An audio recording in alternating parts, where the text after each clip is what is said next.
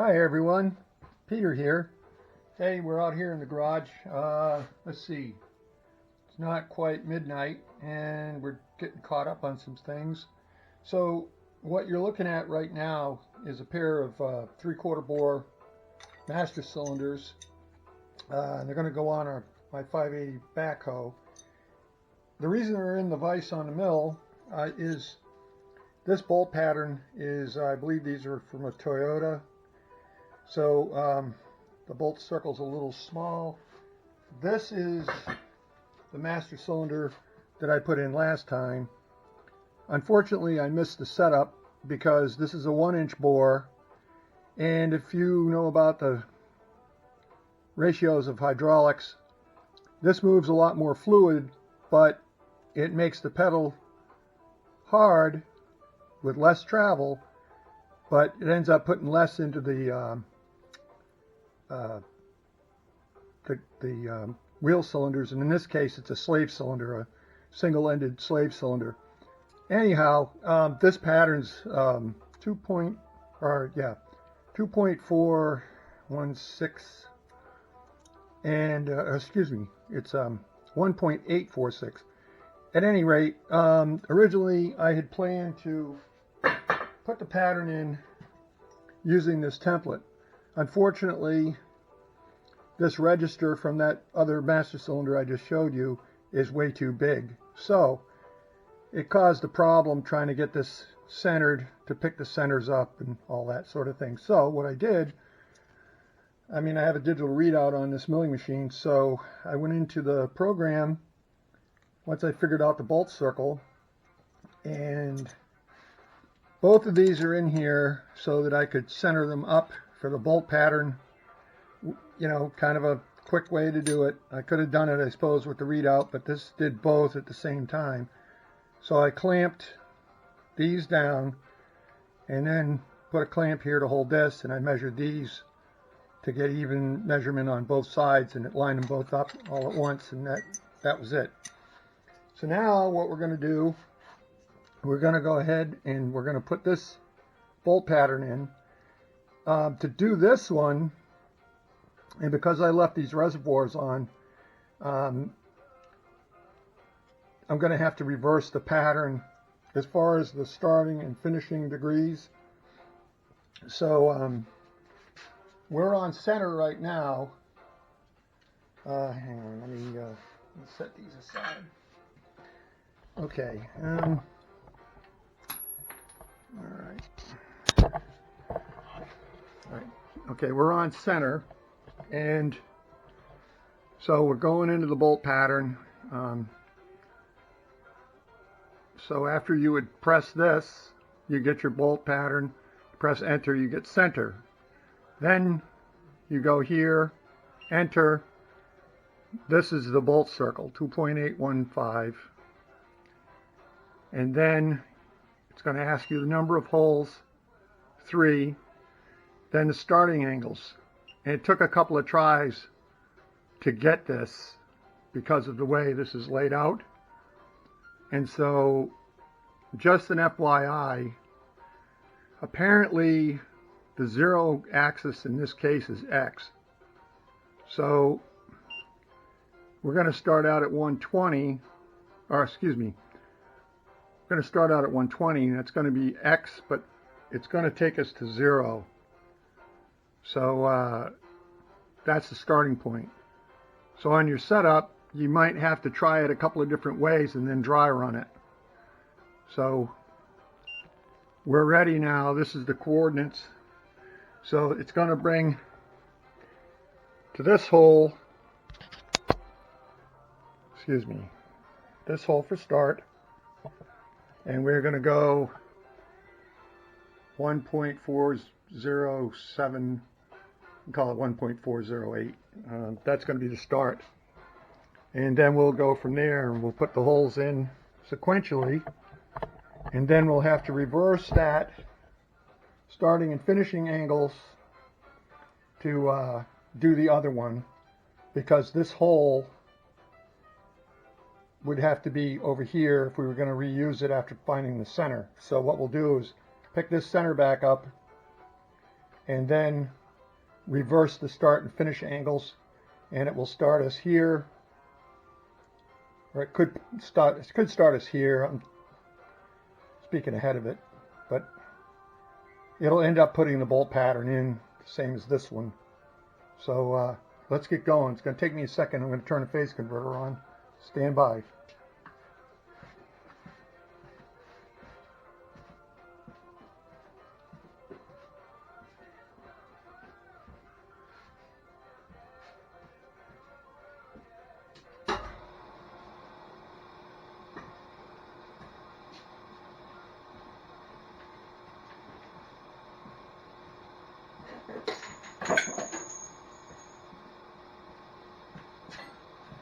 Alright, hopefully that wasn't too long of a wait. I'm back. So, we're going to hole number 1, and we are locked on our y-axis, and we're going to go x to 0, and that's going to bring us right there. All right. And as you can see, it's right on the middle, and we're going to kind of plunge down in there, peck at it, because even though this is a center cutting end mill, I don't like to just pound it in there. This setup in the vise it's okay. They're cast iron cylinders, the bodies, but it's still not 100%, you know, super. So here we go.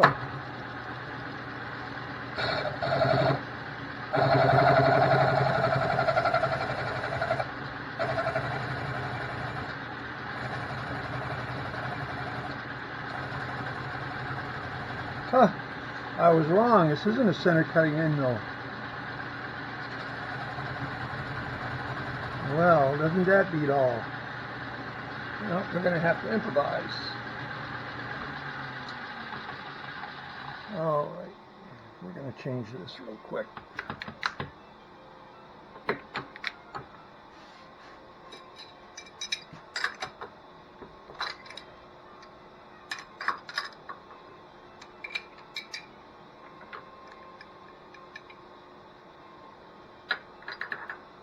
All right. Put a drill chuck in here. Put a drill. I have to lower the table a little bit.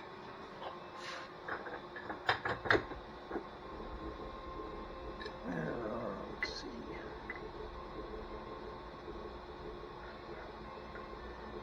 Probably should put a center drill mark in there now, because it's got there's a little nub sticking up. So we'll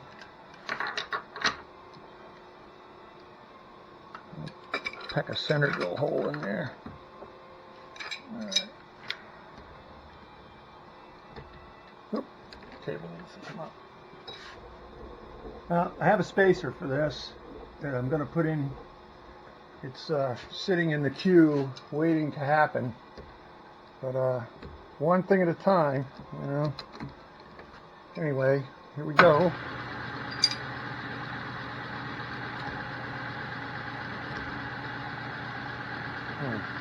Salt enough travel.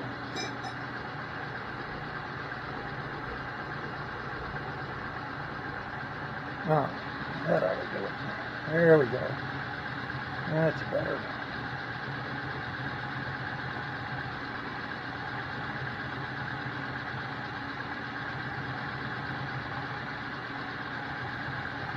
Alright, that's not like it. Okay.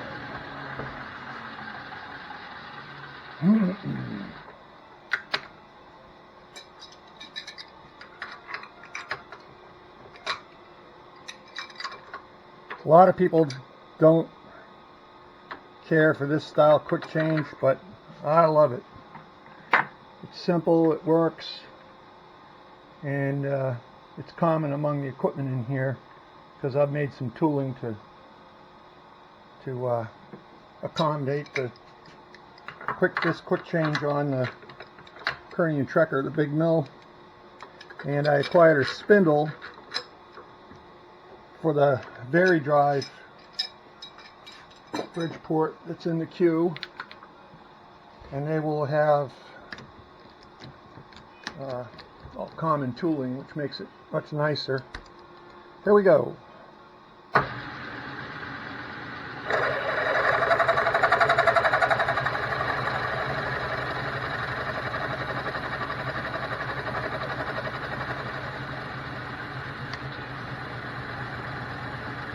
Trying not to get too carried away because it's breaking the side out into the original hole. I don't want that drill drifting off any more than we need it, you know. But all right. Now we can go back to the end mill and lock the underdrive.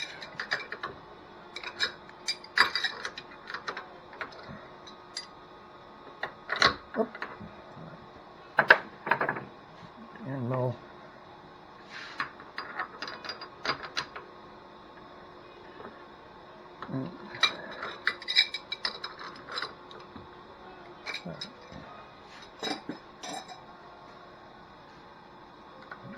All right.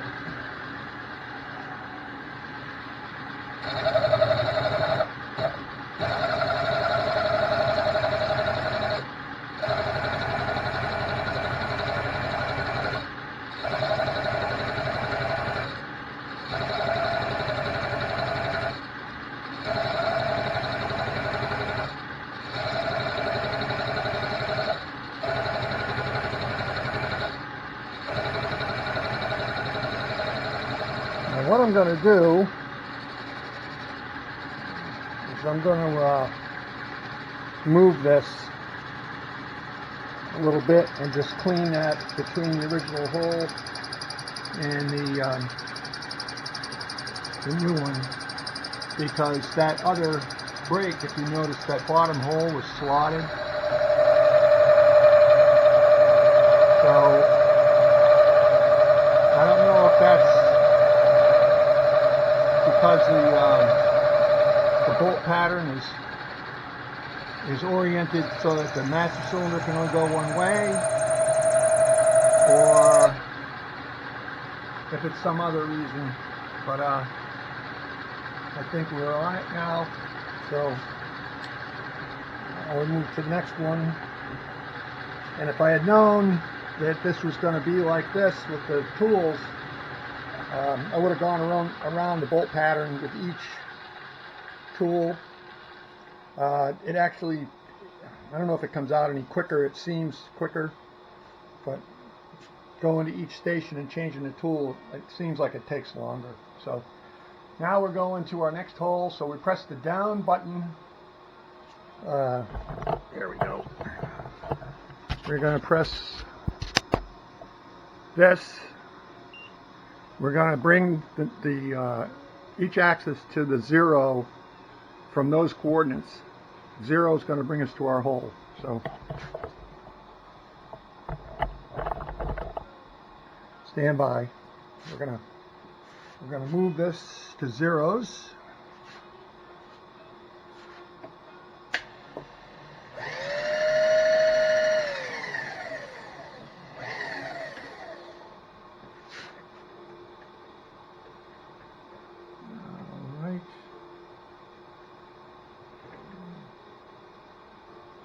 There's the X.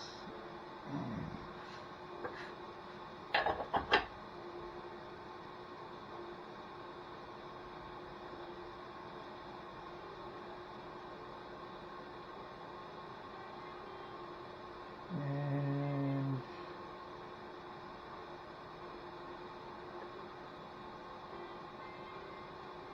there's Y. All right. Now we're going to change tools.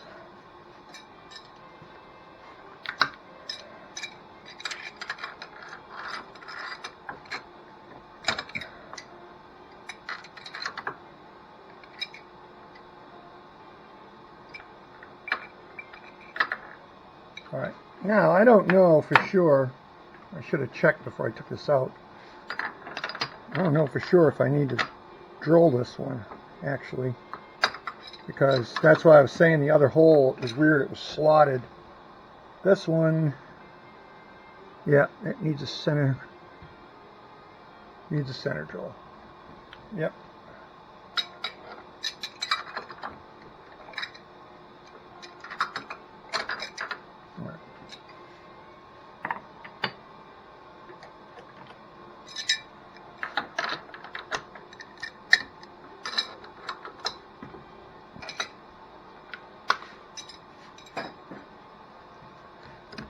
Okay. Well, let me see what your perspective is right now, because I had to move the table. There we go. All right. Now this is saying that mill ought to cut that corner. It's going to be close. I may want to swap to a small drill and a drill chuck and just go straight through to give the chip a place to go. Sometimes this is how it goes when you're on your first one. So let's go to a drill chuck. Let me peck a little center hole in there for the drill, because it's going to go down the edge. I don't know if you can see that. I'll get you in there a little closer. You can see that right there. It's right on the edge of the hole, so I think the end mill might go down through there, but I'm going to peck at it. Send a small diameter drill, or maybe I should go through with a smaller diameter mill first and clear the way. That might be a better plan. Alright, let's see what we can do. Sorry, I'm going to have to move the camera back so I can move the quill. Alright.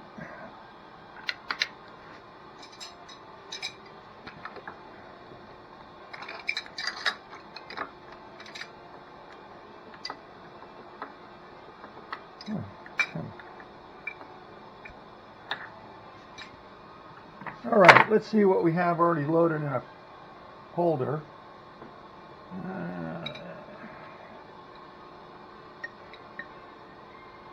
This one will give us the clearance we need for the center. So we'll go with this. And then we'll do it to the other one before we change the tools again. Alright, I'm coming by. There we go. Alright, let's see what we get with this. Oh, that's not a center cutter either, damn it. Sorry, I'm trying to keep it kid friendly, just in case you have somebody watching with you. But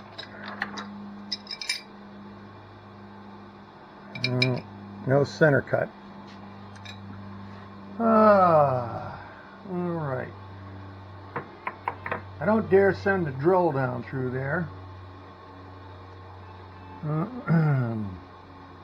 Dang.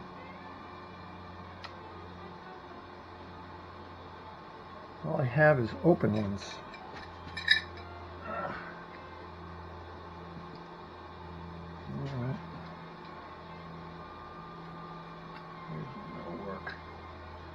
All right, we're going to have to change tactics a little bit. Bear with me. I haven't put my editing software together so that I can stop and bring you back. So we're going to have to change the tool in real time here. Let's see what we can do. Oh, the little bugger is stuck in there. That's what. Alright. There's a center cut one. Nice. That'll get us where we need to be. Alright. Like I said, sometimes, you know, you have to just wing it. So, here we go. Now we're going to have our clearance for the other end mill, which I for some reason thought was a center cutter, but it's not. And it's actually a 10 millimeter.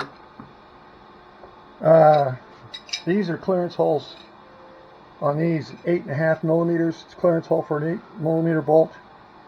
The other master cylinder is 7/16, and a 10 millimeter end mill is a whisker under 7/16 by, I think it was like 10 thousandths or something. So I think we're in business. This ought to be downtown right now. Yep, we're looking good. Okay, so here we go. Back in regular drive, because I locked the underdrive to, or the back gear to hold the spindle. So now we're going to go peck down through there, because that's kind of a long end mill, so we don't want to bend it if we can avoid it. Here we go.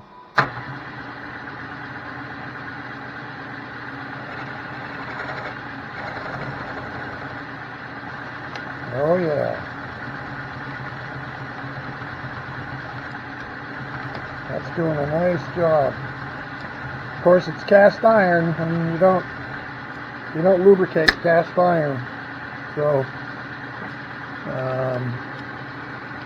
some of you may be wondering why I'm not lubing it. Actually, it's supposed to be an air blast to maybe position this handle a little bit. All right. Oh, it's got to block you guys again. Okay. There we go. All right, sorry about that. Here we go.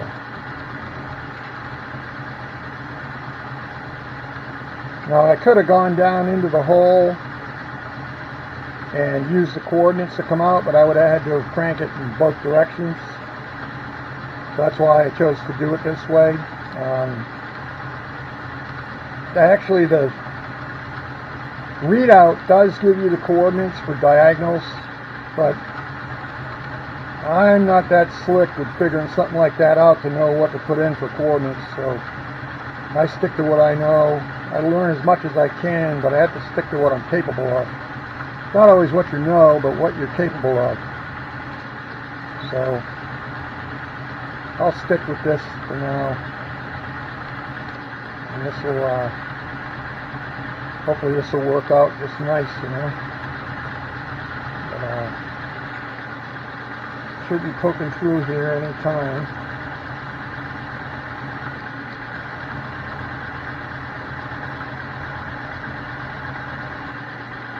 Okay, we're getting there.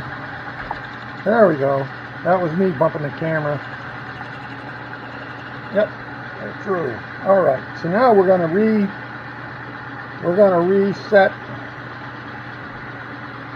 the coordinates. We're going to go back to hole number 3, or excuse me, we'll go to hole number 3. So we're only going to move the y-axis because that's how this works.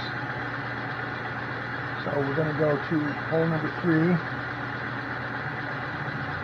We're going to go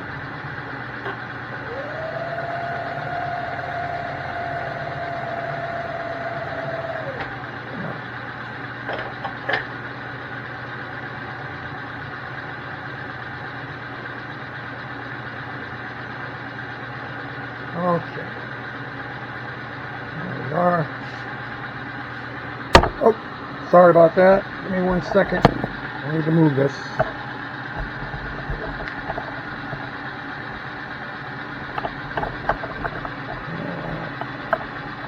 What happens when you use your table for a workbench while you're using the machine.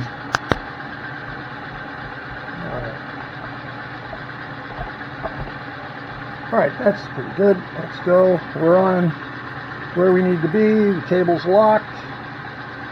We're going to hit it.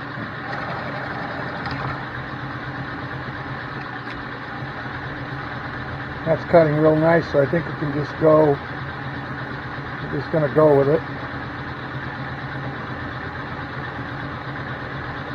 I hope you folks understand Actually working on figuring out how to do editing so that you don't have to put up with all the in-between stuff. But for right now, I hope you find this interesting.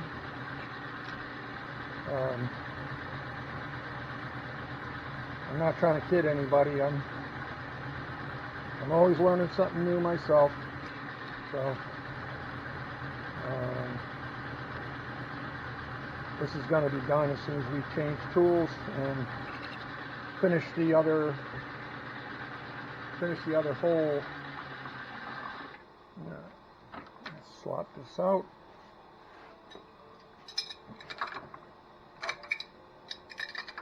See, in the next hole, we're going to skip through the bolt pattern, go back to the second hole, and leave the tool in place, and it'll just be reversing the coordinates back to where we just came from, but without having to change the tool. So it does quicken it, I think. I've never timed it, but it seems to go quicker, especially if there's more holes involved. It seems to go quicker. All right, here we go.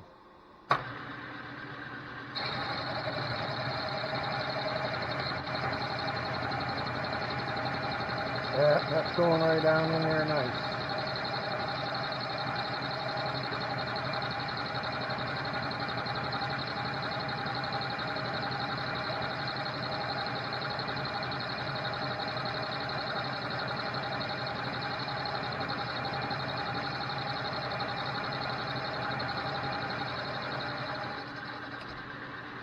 Okay, so now what we're going to do, we're going to tell our readout we're going back to hole number 2.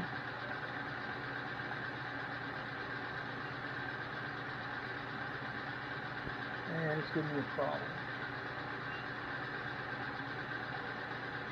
I want you to go back to center. There we go.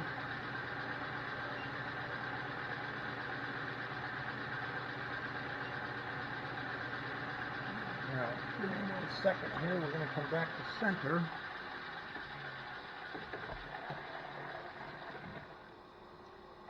little bit of an oversight on my part. For some reason, it wouldn't let me go back into the bolt circle. I wonder if I could have backed up with the arrows. Probably. I'm still learning how to run this thing. All right.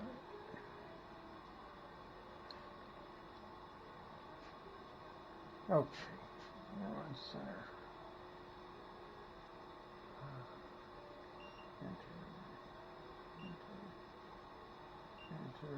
Enter, enter.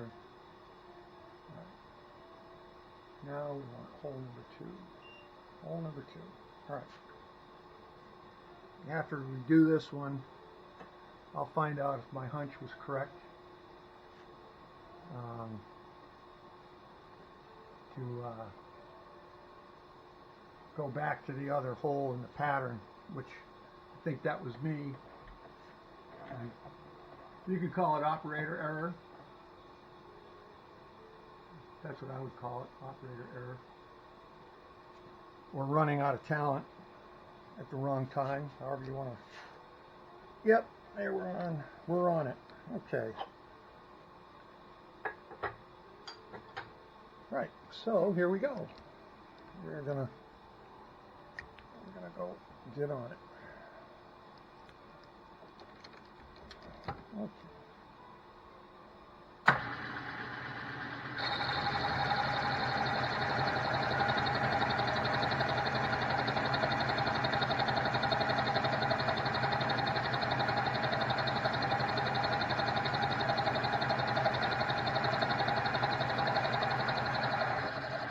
And that's it. We're done. Now, let's see. I'm going to take you over here with me. Let's see. Take this off. All right. Not bad. So, there you can see it. And it actually worked out pretty good. I'm going to make a ring. I'm going to turn a ring to go here to make up for the difference in this. This is actually, I haven't checked the diameter, but you can see it. It's pretty far off. Those are on center real nice. So there's that. Now let's see if my hunch is correct.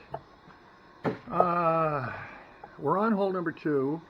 Let's see if we can back up to number 1 by pressing this, because normally you press this to go to the next hole. That's 3. We just came from 3. The one we just did was 2. Yep. There you go. Completely spaced it. Well, I hope that was interesting, or at least informative somewhat. And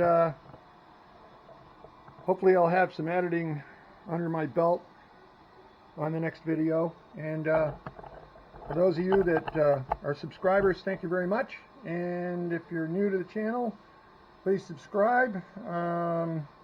Things will improve, hopefully. And that's it, everyone.